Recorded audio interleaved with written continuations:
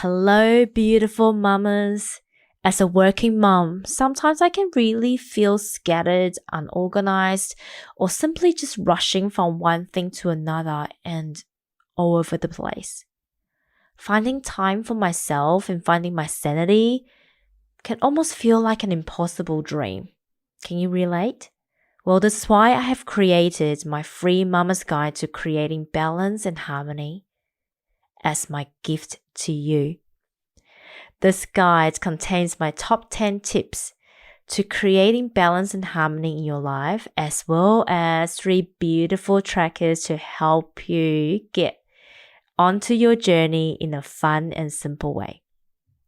I have found by incorporating daily self-care routines and practices in my life for as little as 5 minutes a day, I am feeling more grounded, centered, and calm.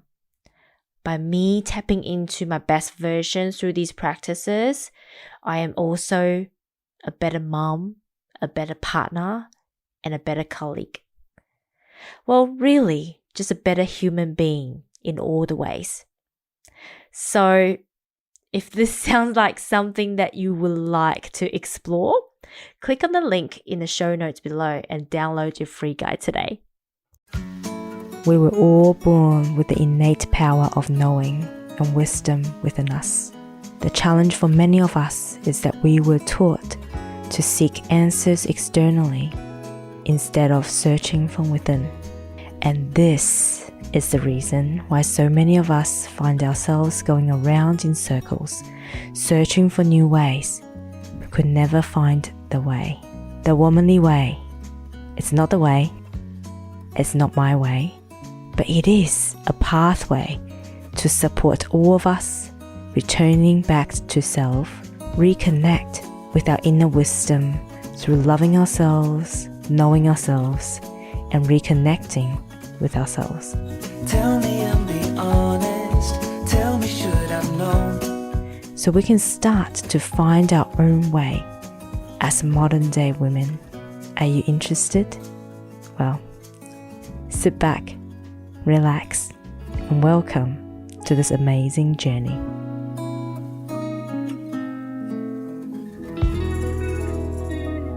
Hello. Welcome to this episode of the Womanly Way podcast. I am your host, Lala Angela Wang.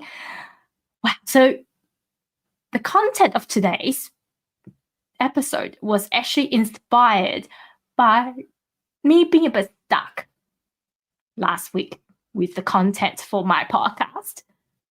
And what happened was I ended up having 2 topics that I was very interested in covering.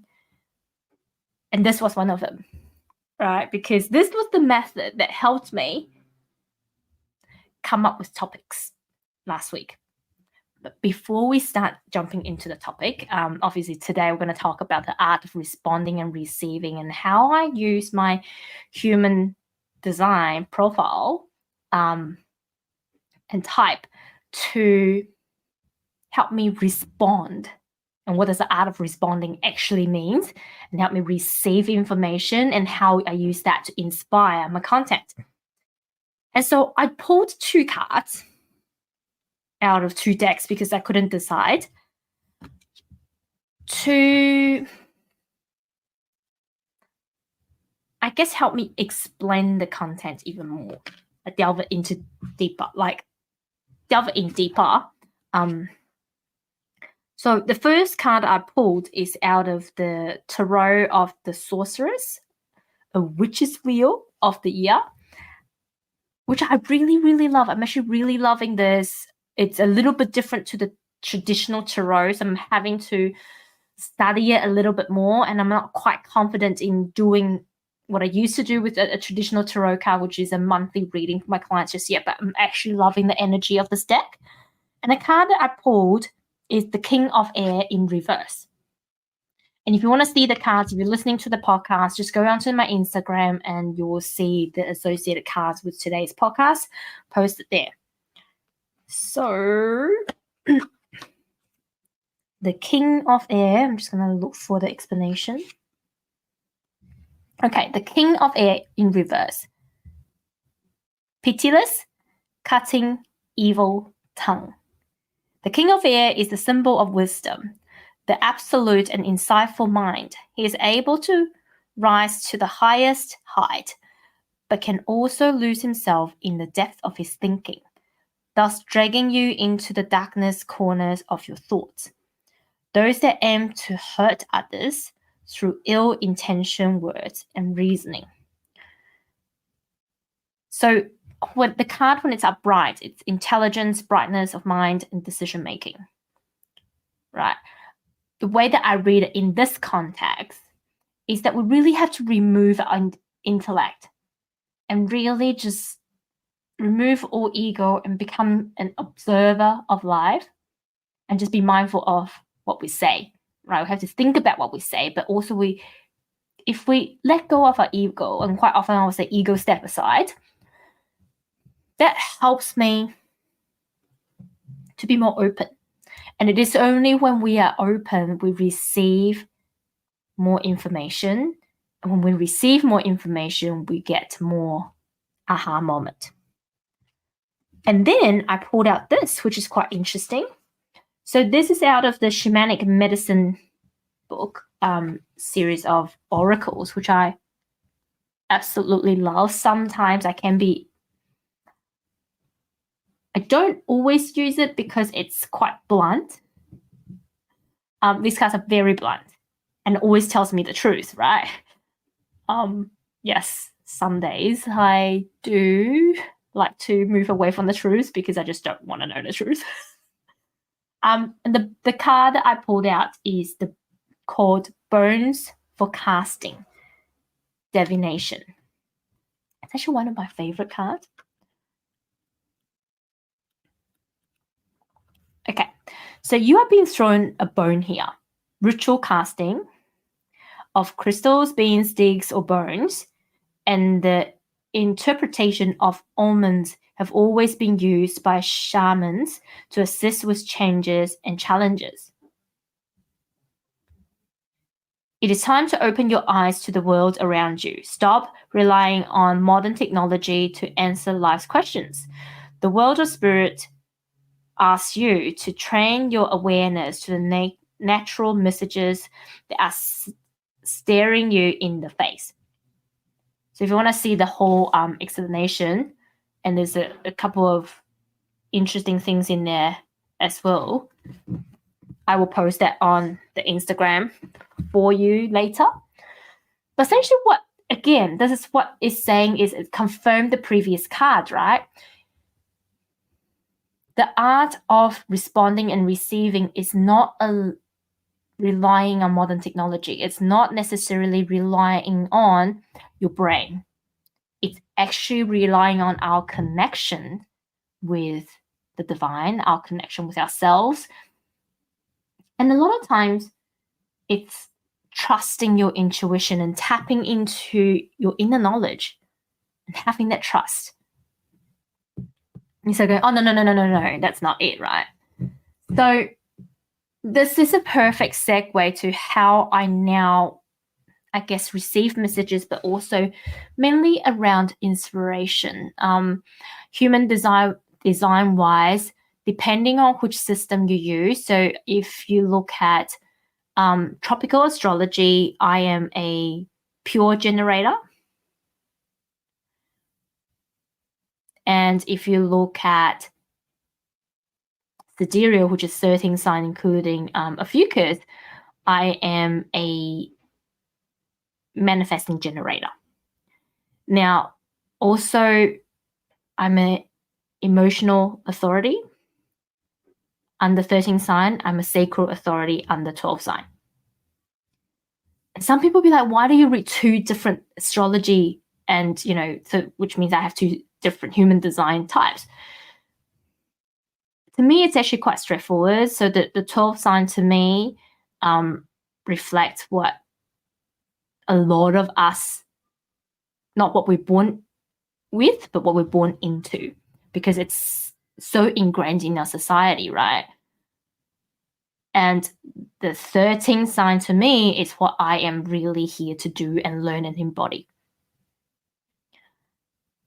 And I think I'm lucky in a sense Whether I'm a mani-gen or a generator, it doesn't really matter. But what's tricky for me to navigate is the extra complexity of a mani-gen being emotional authority. If you want to know more about human design, feel free to reach out, or there's some great human design books that you can read into about your type, and you can do free testings and whatnot to find out what your human design type is. The main thing is you need to know your birth time and place. So for me, the mani-gen perspective meant that I'm a true embodiment of someone who's multifaceted and multi-passionate. I have a lot of passion. Even my manager said to me, "You're passionate about many things." I'm like, yes, but there are certain things that I focus on at a certain period of time. And that used to be really challenging for me. But through this learning of responding and receiving, I'm actually getting better at it. I'm allowing myself to be a lot more focused, and I am able to be a lot more focused. But what we really want to talk about today is the sacral authority, right? Now, if you're not a generator or manifesting generator in human design, you can still adopt this. I think it's a very useful way to do your research, to generate ideas. If you're a content creator, if you're an entrepreneur, or if you're just somebody who's always curious, this is a great way to generate ideas. Now, if you know anything about human design, you know emotional authority is just an extension of sacral authority. Any mani-gen and generators, essentially, we need to hear our sacral yes or no. It's either like yes, or a no. And for me at the beginning, I was like, oh my goodness, this is so hard. Like, how do I just respond to something going and I'm finding it really hard, and even now I still find it hard. And I thought responding is, a question and an answer type thing. But the truth is, responding in human design terms has been explained very poorly. And a lot of generators would be like, oh my God, so I can't pose a question and ask for an answer. And that's quite the opposite, right? It's more how you're finding everyday inspirations around you that triggers you to do something. But even from those triggers, how do you tap into your curious self to find out the answers to those questions that you have, and then respond based on those answers? So it's a couple steps to it, and you do have to do some work, and it does take practice. So to give you an example from, inspiration, I get excited about a lot of things because I am multi-passionate. But when something comes to mind, and, I learned this from Danielle Gardner, who specialized in this art of responding, and she keeps a diary every single day, and there's 3 questions. It's, what are people coming to me and talking to me about? What are some of the discussions I had today? What are the things that I'm hearing, right? What are the things that I'm hearing? Even if I'm not involved in the conversation, what are these things I'm hearing around me? And then how do they actually say it? How do they actually say it? What are the exact words they're saying it? Because that's where half of the message is, their tonality, how they say it. And then the final question is, what are some of the things that really triggers me, bugging me, annoys me? Because those are all your responses to the world around you. And often when I run out of ideas these days, I ask myself those questions, because some days I forget to journal, or, right now I'm in the 70-day challenge, and really my mission is by the end of the 70 days, I will instill this new habit of journaling and daily practices. But right now I'm still a bit, my mani-gen self is still all over the place. But that was my intention, to at least set a daily baseline, and I want it to be journaling and spiritual practices. And those 4 questions became my part of my journaling practice. So whenever I get a bit stuck, with ideas, I would sit down and ask myself these 4 questions. Right? What are some of the conversations I'm hearing? What are some of the conversations that I'm having? If I still don't have any, sometimes I will go through Facebook, go through social media, go through email, just to with the intention of inspiration. And when I go through those processes, what I do is I essentially say to myself, I open myself up to receiving these divinely guided information so I can respond to it with my most authentic voice and with whatever the divine wanted me to bring through as a message. And I really have to say, ever since I started this practice, like some days I just don't have time to sit down and go, that's it. So the backstory was last Monday, I was very stuck. Right? It was Monday, I was getting ready. I didn't have any idea for my Tuesday podcast, and I was stuck. I really didn't have any ideas. And I said to my team, I said, I've got my mic with me. I might have to record it in the car.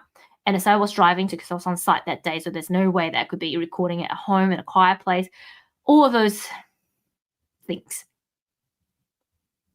So I have my mic with me, and the whole way that I'm driving, it's roughly about a 45-minute to an hour drive. I'm like, what am I going to talk about? What am I going to talk about? And sometimes when I'm in a panic, I do forget my practices, and that's why it's so important for me to embed them in my daily routine, right? So then I don't forget. And I do admit some days I can tap into my lazy self, just go, I can't be bothered doing it. But that's the thing about habits. I really want to tap into these daily practices and make them a habit, so then I won't miss it. Anyway, so I was like, okay, I need to do this. So I started calling in and record things. And all of a sudden I was like, this thing that I'm doing right now, that's a podcast episode. And I was like, but also there's this other thing that I came across earlier in the week. I think it's quite important. So believe it or not, I decided to record this content first. And it was just so clunky. I couldn't get my words out. I couldn't get it was just not right. Right? My whole body was against it. I was just like, all right, I'm going to have to re-record it because there were cars driving past. It was just like nothing was working out right. And this is really the piece I think that I needed to receive, because I then go, okay, obviously it's not this topic that I'm meant to deliver this week. So I delivered the other topic, which is the podcast that you heard last Tuesday. And this is the thing, when we're open to receive, you will receive guidance. And when you're open and your ego is not in the way, that you really treat yourself as a channel of sharing information, it's really all in the sharing. It's what is this information going to do to the greater good of the human race, and the timing of it, and what is it that I need to do as my job to create, I think, to service, right? But it's really about sharing the energy, sharing the vibration, sharing the information at the right time, with the right energy, with the right frequency, with the right potency. And so this was the missing information that I would not have been able to deliver last week. And this is why it's not just the art of responding, but also the art of receiving. They have to go hand in hand. If you just want to respond with no receiving, and if you can't open up your channels, your heart to receive, you will still have that blockage, because you're treating yourself as essentially just having opinions. Right? Yes, having opinions is a great thing, but having opinions that does not benefit the greater good of human race is problematic. Like the card that we just pulled on, the King of Air in reverse. Having an opinion on its own could be detrimental to yourself, to other people. But having an opinion about something that is going to benefit the greater good of human race, it's a win-win. And we can only do that through opening our heart to receive the information not having agendas, not having, egos, not having an opinion. The other thing I heard today at the podcast, it's called the Next Level Soul podcast, which was recommended to me by one of our relatives yesterday. Oh my God, it's so good. But what I heard, right, was this, they were talking about the art of manifestation. And they were talking about how our world is in so much polarity. It's either one way or another. But when you are in the polarity, when you can only see one side, not the other, you're in a denser frequency, a denser energy. And when you're in that space, you will never receive. It is only when you can step into neutrality, harmony and balance, and see both sides of a story with no judgment. Then you step into the vibrational frequency of receiving, and then you step into the vibrational frequency of manifestation. Right? This is the same. When I am listening to information, when I am listening to what people are saying, I don't go in this going, I only want a certain type of information. I'm saying to the universe, send me whatever information you have, and then show me what you want me to deliver. Yes, I will have my own opinion of it, but you show me what you want me to deliver and whether that is the right opinion to deliver it. Right? Obviously, what I was about to say about this art of responding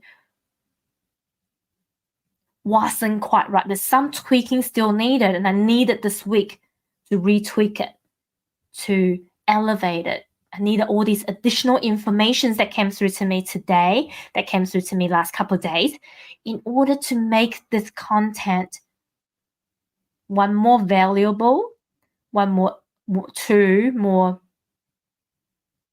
applicable, or maybe more relatable, or maybe even more in whatever way that it's meant to be for you.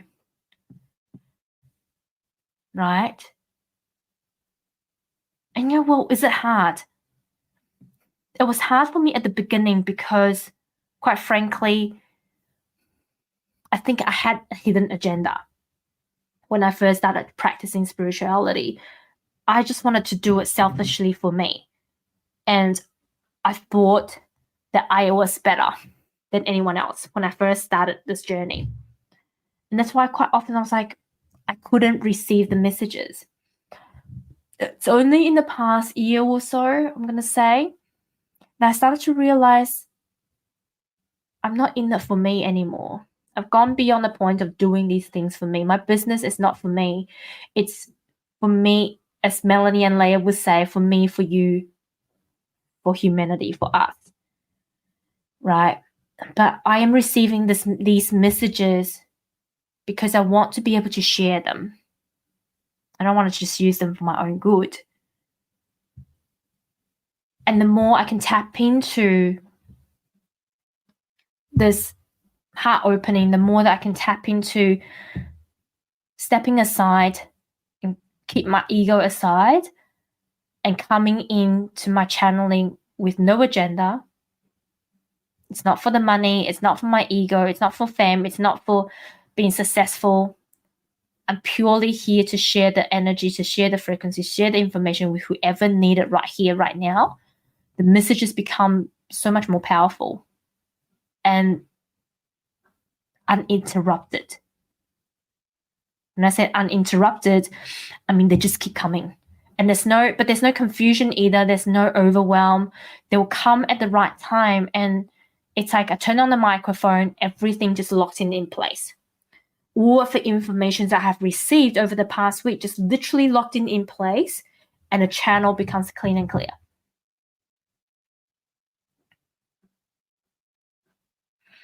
And it's because I intentionally cultivate this clean and clear channel by working on myself, stepping aside, keeping all the agendas away.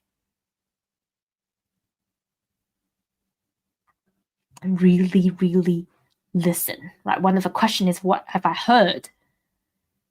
If I stay so much in my own head, I will never hear anything. But if I go out to the world open, but protected at the same time, because I have to protect my energy, but open to new ideas, open to inspiration, open to new opinions, open to people, open to their thoughts, feelings, ideas, even their most inner voices, oh my God, you will find, just practice that for 30 days. You will find your whole world change, your whole perception of the world changes. And really, for me, there's that laser focus. I no longer have I'm not scattered anymore, because I know the clear path. Even though I'm a manifesting generator, I still have ideas. I know how to discern my ideas now and go with the ones that works. So I hope this rant, download, channeling helps you.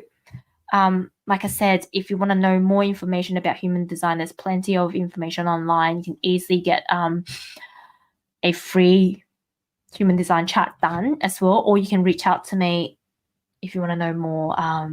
I do it as a, I guess, supporting service for a lot of my clients. So if you want to know more, I'm always happy to help. Love you all so much. And thank you once again for listening to the Womanly Way podcast. Love you all. And I hope you also find your way to channel, to respond, and to receive all the goodness that's lined up for you, for your family, and for humanity. Have a lovely, lovely week. And I will talk to you next week. Bye.